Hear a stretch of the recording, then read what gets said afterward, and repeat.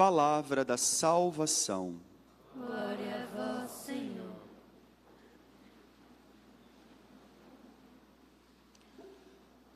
Meus queridos irmãos e minhas queridas irmãs, o texto de hoje do Evangelho de São Marcos, que nós agora acabamos de escutar, é uma sequência do texto que nós ouvimos no domingo passado, quando Jesus, em dia de sábado, permite os seus discípulos de apanharem as espigas, porque estavam com fome, e depois, chegando na sinagoga, ele faz um milagre.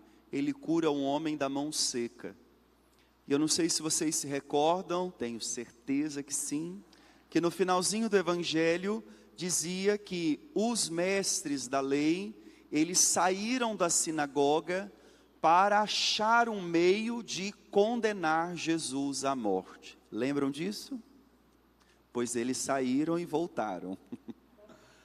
E voltaram com uma sentença: este homem age por meio de Beelzebul, o príncipe dos demônios. No mundo judeu, na época de Jesus, a única compreensão que eles tinham dos acontecimentos era o seguinte: se você praticava um bem, é porque Deus agia em você. E se você praticava um mal, é porque o diabo agia em você. Por isso que nos evangelhos é muito comum nós vermos Jesus curando doenças, e o nome era endemoniados. Mas não eram endemoniados, estavam doentes. Mas a compreensão da época não alcançava isso. Entendia que todo o mal que o homem sofria só podia ser do diabo. Falo isso porque passamos 2000 anos e a gente ainda tem uma tendência, pessoas, a fazerem exatamente essa leitura. É o diabo.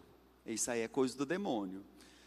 Às vezes a gente ouve certas coisas, por exemplo, quando vamos visitar alguns irmãos no presídio, e eles falam com clareza às vezes para nós: eu não queria ter feito isso, foi o diabo que entrou em mim.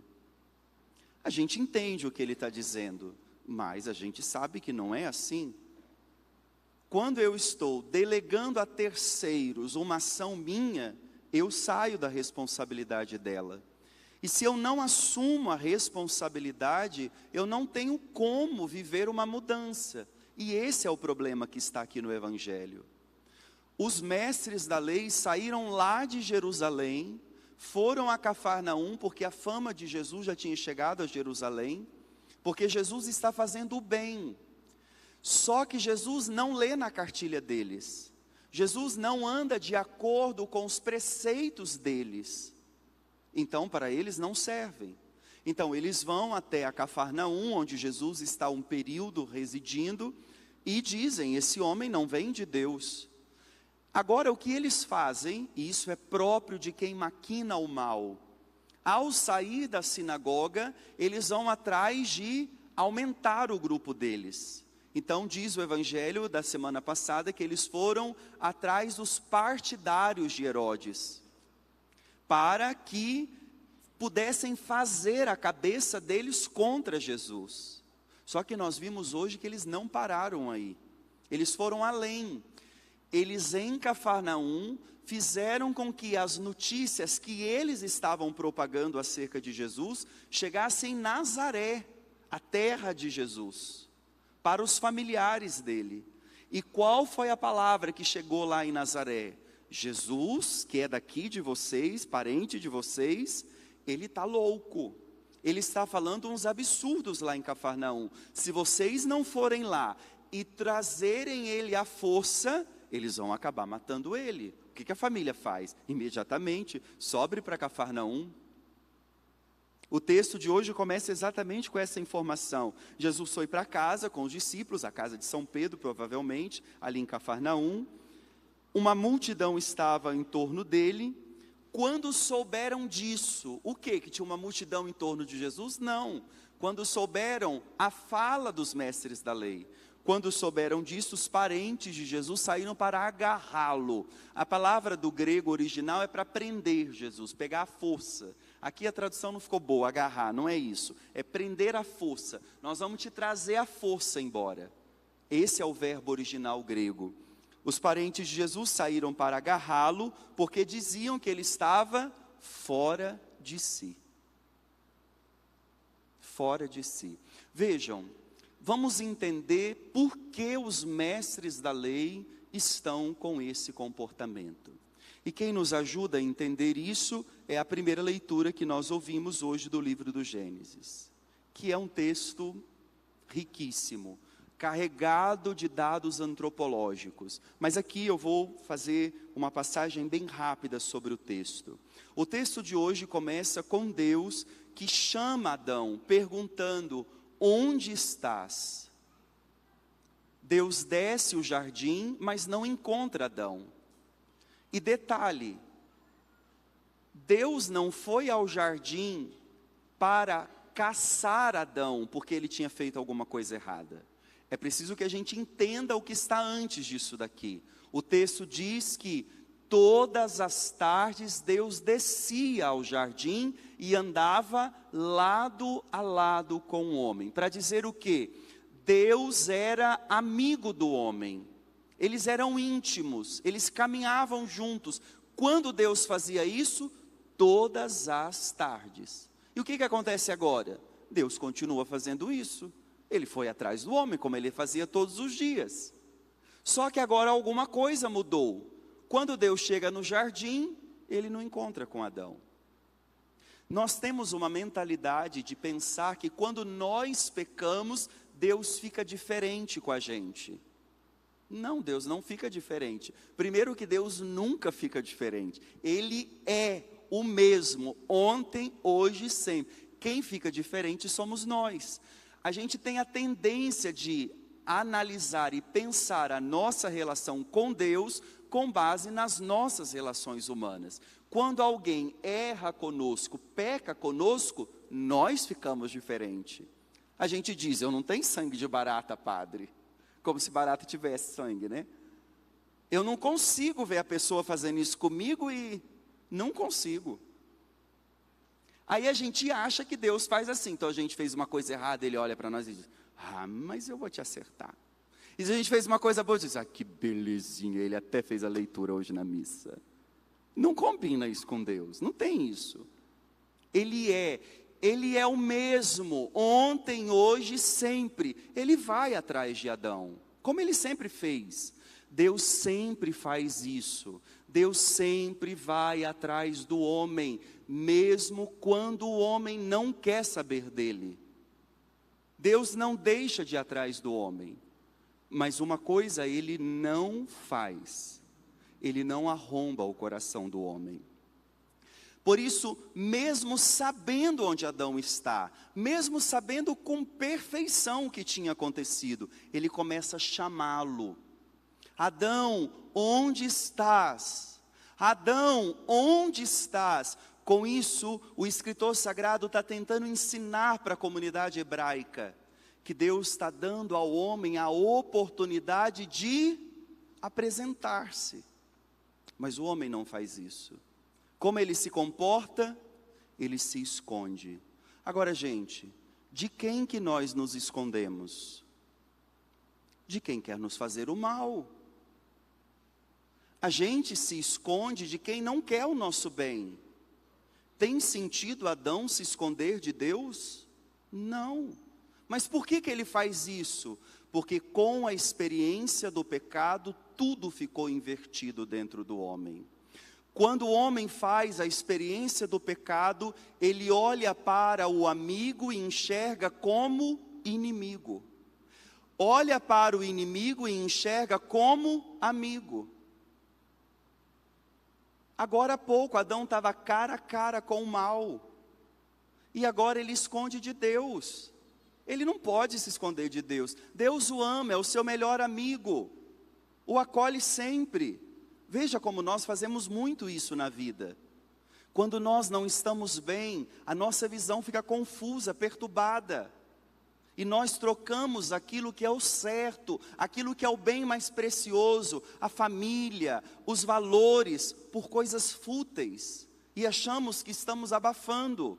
Não, você está escondido, você está errado, você não pode fazer isso. Adão, onde estás? Deus está dizendo para ele, você não foi feito para ficar escondido. Vem, se mostre, se apresenta, seja responsável. Que palavra, que conceito, que adjetivo raro hoje, né? Gente responsável. Só que nós pensamos que gente responsável é quem não erra, quem nunca dá para trás, quem nunca vacila. Não, responsável não é isso. Uma pessoa responsável é aquela que quando ela ouve o seu nome, ela responde, sou eu, presente. Em casa a gente vê isso com os filhos, sobretudo a família verdadeira, né, que tem mais de um, que não tem medo de abrir-se à vida. O que os irmãos aprontam? Arte, bagunça.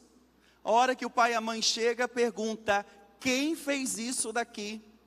Eu vejo em casa lá as minhas sobrinhas, tem duas, que pareiam praticamente com a idade. Minha irmã chegou em casa, ela tinha riscado a parede inteira.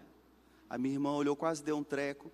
E a minha irmã falou, não, vai sair. Pegou já o celular, escondeu, pôs para gravar. Chamou as duas e falou, vem cá, Lívia e Lavínia. Quem fez isso daqui? A Pititinha logo olhou, foi a Lavínia, mãe. E não tinha sido a Lavínia. Minha irmã conhece as filhas que tem. Foi ela. Mãe, foi ela. A Lavínia olhou para a Lívia e disse, não, foi você. E como, não, foi ela. Foi você, não, foi você, foi ela. Uma criança fazer isso, a gente acha até engraçado. Agora, um marmanjão desse aqui, Adão, fazer um trem desse, não combina. Adão, o que aconteceu? O que ele diz? Eva, a mulher que você me deu. Ou seja, além dela ter feito isso, a culpa, na verdade, é sua. Porque se o senhor não tivesse inventado esse trem, eu não teria vivido esse negócio aqui. Estão rindo é porque concordam, né? Quando Deus pergunta a Adão onde está, não é isso que Deus quer ouvir dele.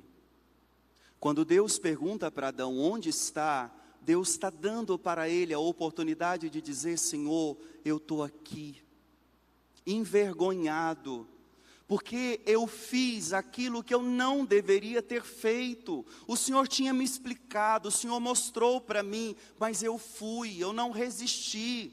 Eu toquei, eu comi do fruto proibido. O Senhor me perdoa, o Senhor me dá mais uma chance. E o que Deus iria dizer a ele? Está perdoado, vamos começar de novo.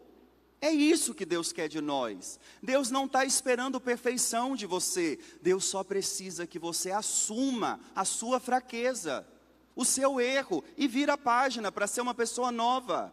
Agora, quando você diz que é o outro, você está dizendo, eu não vou mudar. Eu não vou dizer que fui eu. Eu não quero saber disso. Eu vou continuar fazendo do jeito que eu quero. Esse é o nosso mal.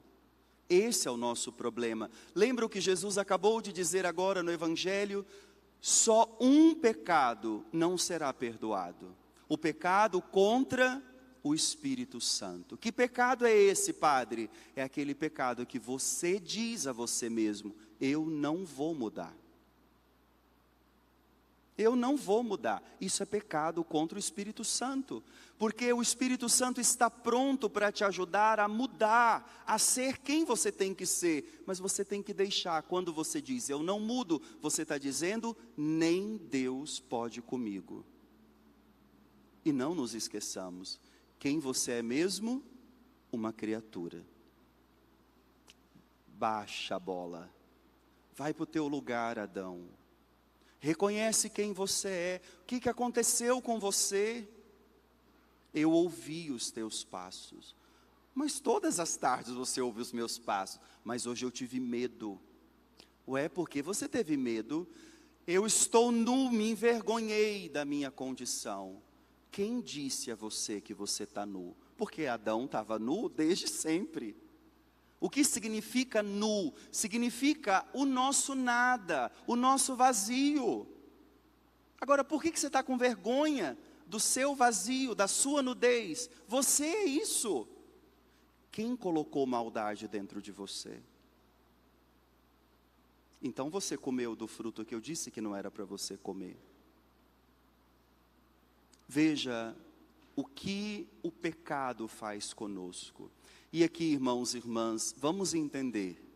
O pecado não é comer uma fruta de uma árvore. O pecado não é sexual, como muita gente pensa, hein? Não tem nada a ver.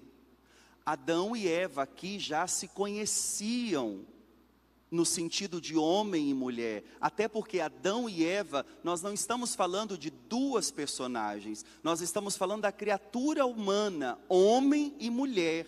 Nós não estamos falando de dois indivíduos, nós estamos falando da criatura humana. E o conhecer-se sexualmente falando é dom de Deus, isso não é obra do pecado.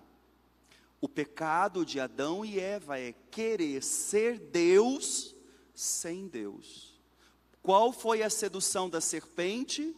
É verdade que Deus proibiu vocês de comerem do fruto? Aí a Eva, abençoada, né, veio falar outra coisa, diz, não, ele não proibiu, ele só falou que do fruto da árvore do bem e do mal a gente não deve comer. Ah, eu sei porque ele falou isso, porque ele sabe que quando vocês comerem, os seus olhos se abrirão, e sereis como Deus. Como assim? Sereis como Deus, conhecedores do bem e do mal. Eles olharam e falaram, ah, então era isso. Ele estava escondendo isso da gente. Pois deixa ele agora. Preste atenção. Primeira regra básica, que serve para a vida espiritual, emocional, afetiva, psíquica, é uma regra que não erra. Com o mal, você nunca dialoga, porque você vai perder. O mal é mais forte do que você. Não adianta você querer encarar o mal e falar, vem cá, vamos resolver esse negócio. Não tem resolução, ele vai te vencer. Deus já tinha falado, não vai lá. Tem uma árvore, ali você não deve ir. Tudo aqui é para você. Ele vai.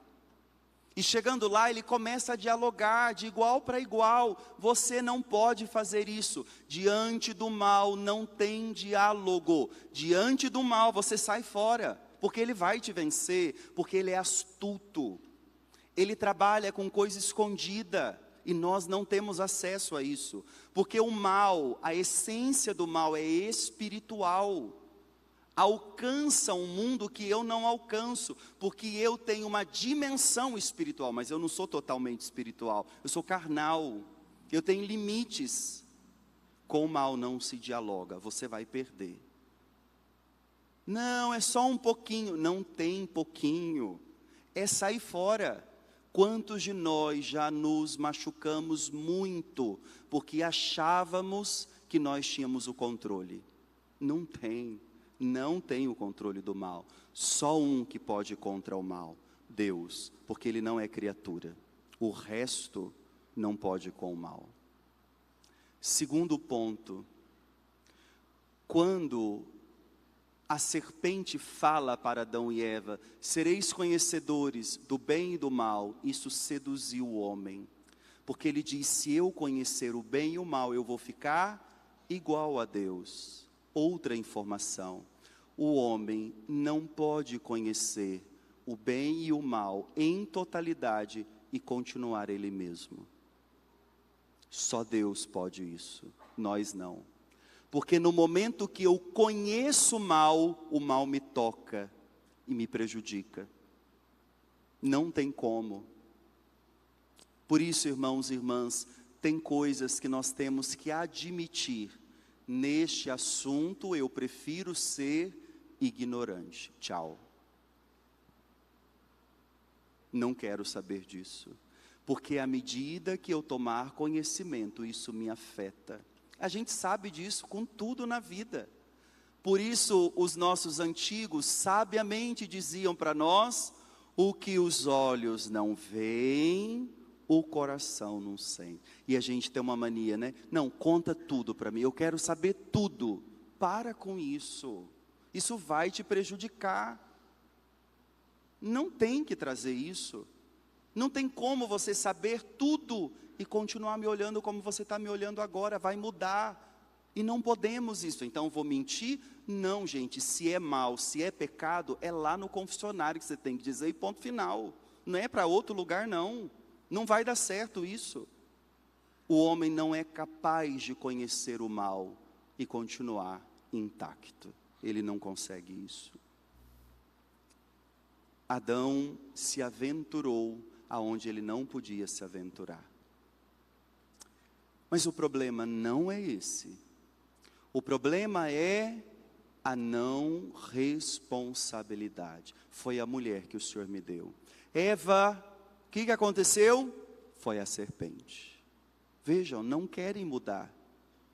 Quando eu coloco a culpa no outro, eu estou dizendo, eu não quero mexer com isso. Então você vai continuar do jeito que está. É a consequência. É a consequência. E aí finalizo esse texto. O Senhor vai à serpente e diz: por que você fez isso? Eu vou colocar inimizade entre você e a mulher, entre a descendência dela e a tua descendência. O que significa isso? Eu vou colocar inimizade. Deus está decretando que com o mal e a criatura humana não pode ter amizade. Você nunca pode fazer amizade com o mal. E o mal aqui, gente, não é só o diabo, rabinho de chifre, um garfo. Tem muitas outras coisas que são más na vida e a gente não pode compactuar. Tem muitos relacionamentos que nos fazem mal e a gente não pode compactuar. Isso significa que eu não olho, não cumprimento? Não, cumprimento, olho, dou bom dia, boa tarde, boa noite. Se precisar de ajuda, eu ajudo, mas colocar a minha vida em comunhão com esta vida, não. São escolhas muito diferentes. Não congrega comigo. Não me acresce, muito pelo contrário, tira do que eu tenho de precioso. Nossa, mas que chato, hein? Põe o nome que você quiser. Eu sei da minha fraqueza. Não dá, não consigo. Aquilo me influencia.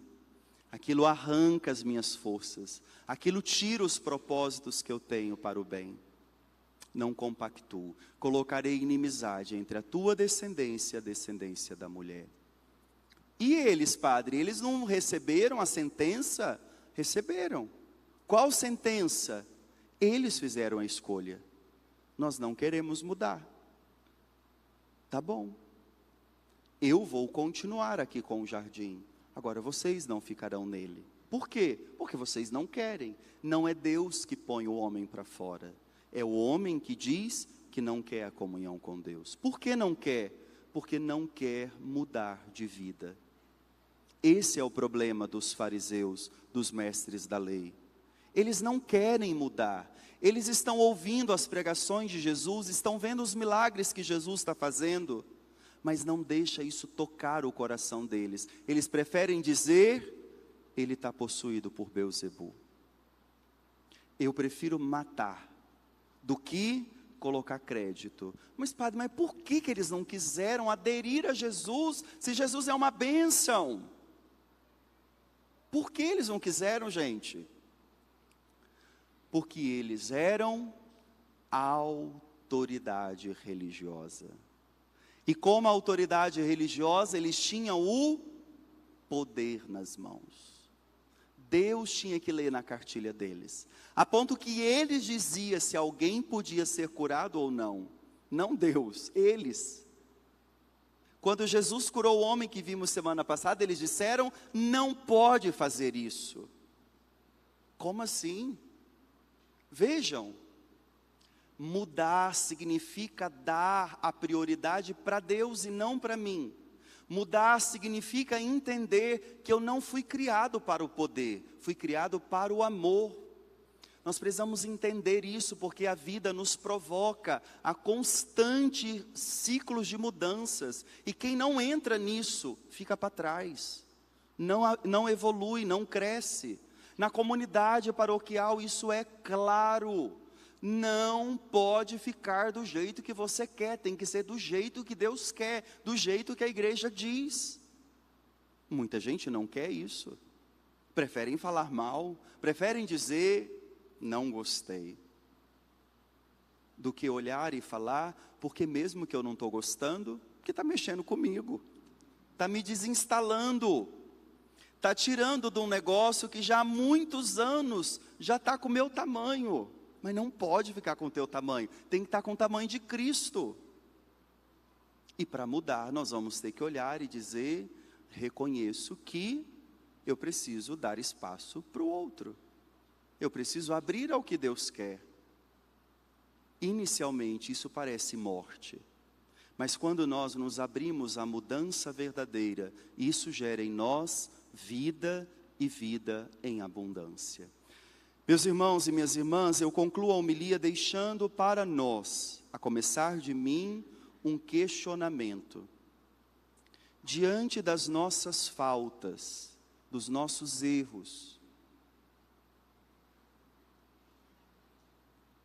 qual a postura que eu tenho? Eu assumo os meus erros, reconheço as minhas fraquezas, tenho humildade de pedir perdão, tenho coragem, disposição de começar de novo de um modo diferente, ou eu prefiro ficar colocando tudo debaixo do tapete para ninguém nunca ver? Isso não tem a ver com quero mudar ou não quero mudar. Isso tem a ver com, será que eu me amo de verdade? Porque quem se ama de verdade, abre-se para a mudança. Quem se ama de verdade, não mente para si. Quem se ama de verdade, não tem de si uma ideia elevada. Quem se ama de verdade não se escandaliza quando alguém diz, você errou. Sim, eu errei. Muito prazer, eu erro, viu? Muito prazer, eu sou fraco. Eu me machuco, eu caio. Mas e aí? Eu peço perdão, me levanto e começo de novo. Caindo e levantando, até um dia em que nós não vamos cair mais. E quando será esse dia? O dia da nossa morte. Porque até lá, prepare-se, porque tem muitos tombos pela frente. O problema não são os tombos. O que importa